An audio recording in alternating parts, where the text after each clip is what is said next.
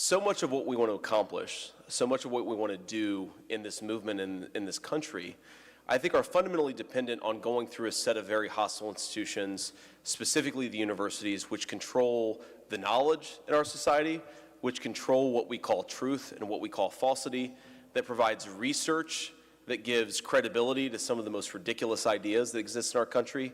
And so I'm excited to close this conference with this particular set of remarks, because I think if any of us want to do the things that we want to do for our country and for the people who live in it, we have to honestly and aggressively attack the universities in this country.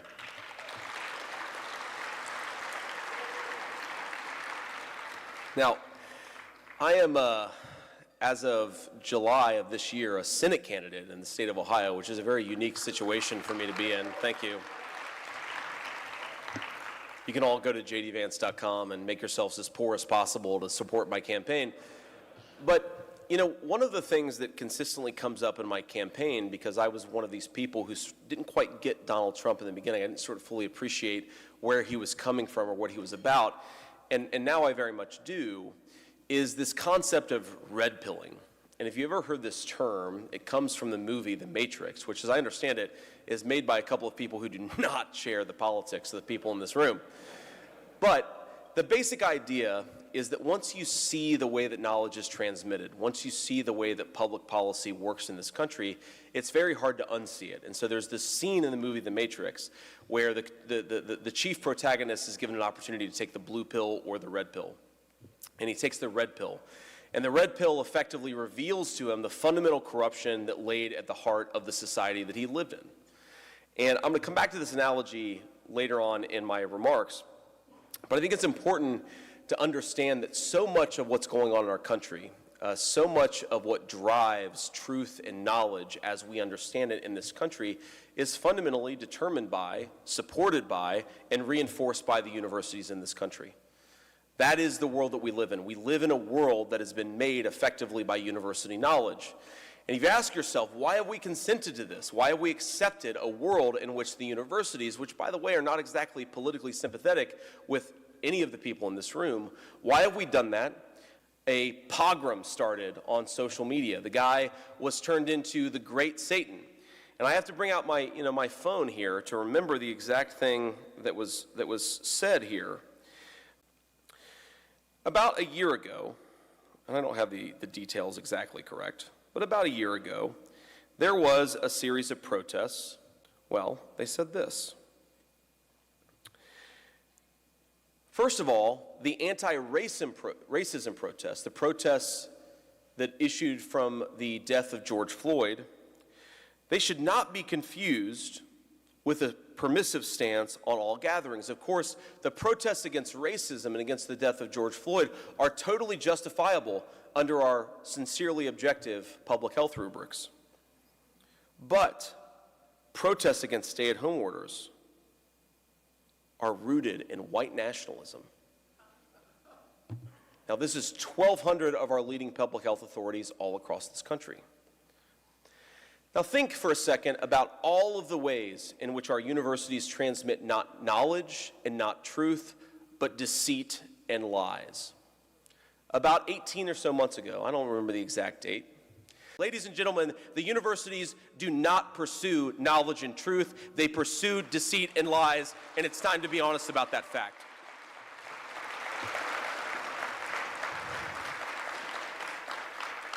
Now, we could go issue by issue, example by example. I've recently become obsessed. I'm an alumnus of Yale Law School at the ridiculous, thank you, boo.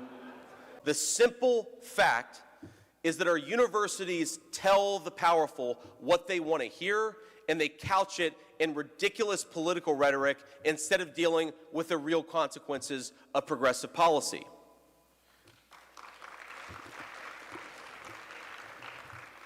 This is the world that we live in. And I hate to say, this is the world created by universities that care more about fake culture wars.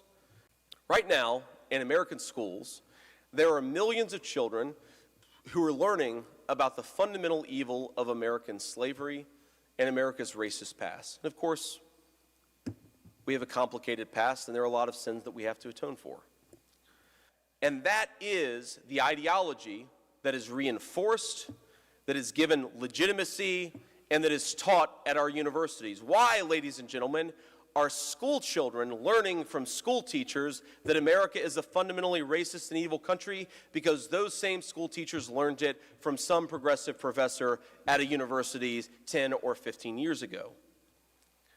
That is the fundamental problem of American truth and knowledge today.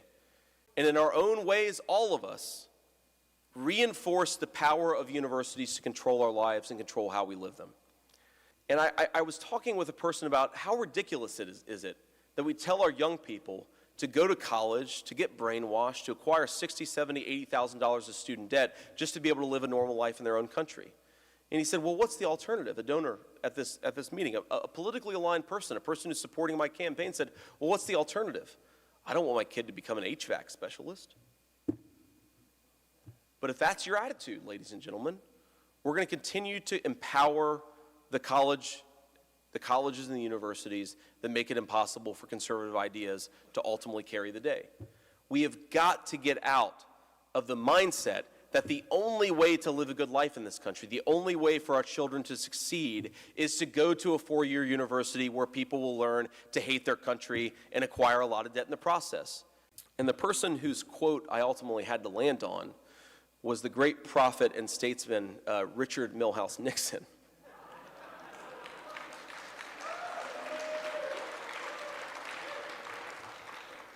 And I have to say, before I get to this, that we are celebrating today the birthday of Pat Buchanan, who first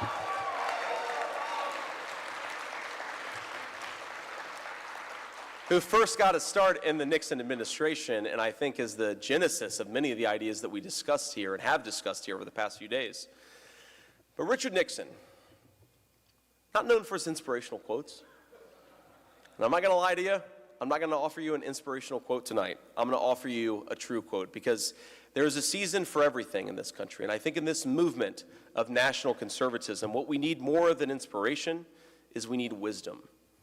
And there was a wisdom in what Richard Nixon said approximately 40, 50 years ago.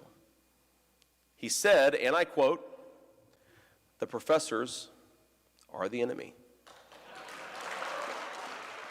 Is somehow fundamentally flawed in a way that's unique in American political history. It's that Trump is a really bad candidate, and frankly, I think a really bad person.